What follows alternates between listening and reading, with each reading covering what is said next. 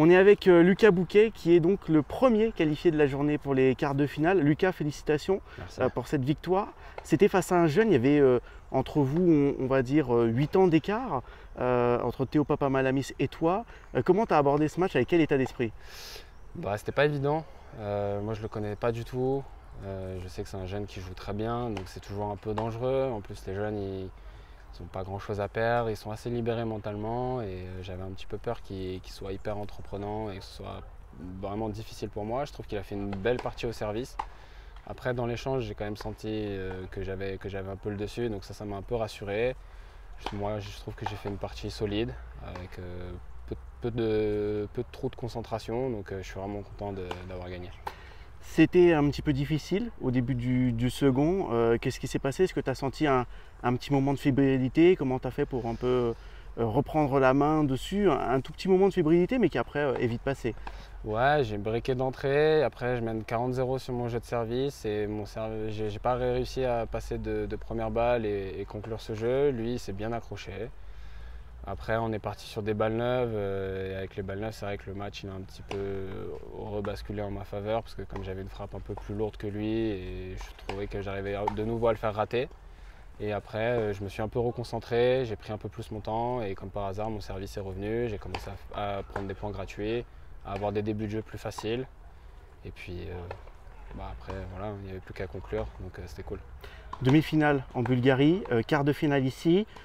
Finalement, en ce moment, tu joues à un niveau plutôt satisfaisant, j'imagine. Ouais, c'est un peu une surprise, je vais pas te mentir, parce que j'ai joué tout le mois de mai en fait au Monténégro et j'ai pas réussi à gagner un match. Et en rentrant de cette tournée, j'ai décidé de faire des tournois français pour essayer de regagner quelques matchs. J'en ai gagné quelques-uns en jouant à un niveau de jeu qui n'était pas toujours excellent. Et après, je suis parti en Bulgarie la semaine dernière sans trop d'attente.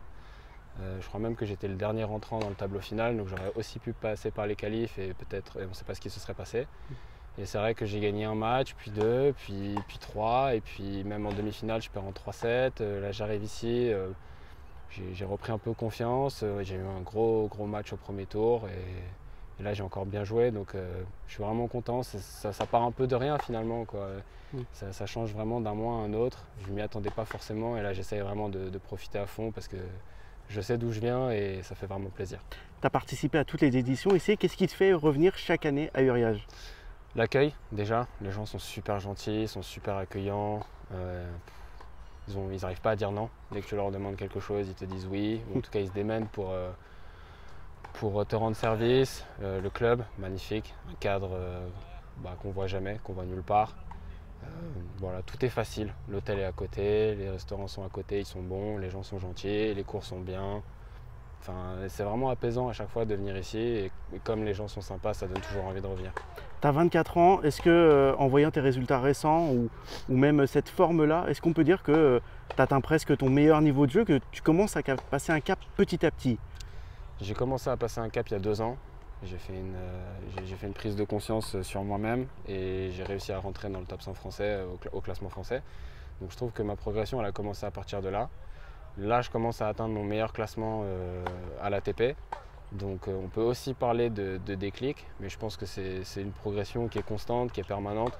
Je fais les efforts pour. Je pense aussi que j'ai vraiment gagné en expérience aussi à force de beaucoup plus voyager, de jouer beaucoup plus de semaines par an. Je trouve que j'ai gagné en expérience. C'est aussi l'une des clés qui a joué, je pense, pour gagner aujourd'hui. On était tous les deux au deuxième tour, il y avait possibilité d'aller en quart. Lui, je pense que ça lui arrivera plus tard, ça j'en ai aucun doute, mais aujourd'hui je l'ai senti aussi un petit peu tendu. Et moi, j'ai réussi à mieux gérer et ça, je pense que c'est vraiment grâce à l'expérience. Quart de finale donc demain, vendredi. Quel état d'esprit tu vas l'aborder? Plutôt serein? On ne connaît pas encore ton adversaire, mais comment tu vas l'aborder? Ouais, je vais essayer de l'aborder de la manière la plus détendue possible. C'est mon premier quart de finale en 25. Tout ce qui peut se passer après, c'est du bonus. Ce qu'il faut, c'est que je reste concentré sur moi-même. Il ne faut pas que je commence à regarder les adversaires, voir ce qu'ils font, comment ils jouent et tout ça. Il faut que je reste concentré sur moi, sur ce que j'ai à faire. Prendre du plaisir, parce que si j'en prends pas, c'est sûr que je ne gagnerai pas. Et puis c'est déjà pas mal. C'est déjà pas mal. Merci beaucoup Lucas et puis bon courage. Merci.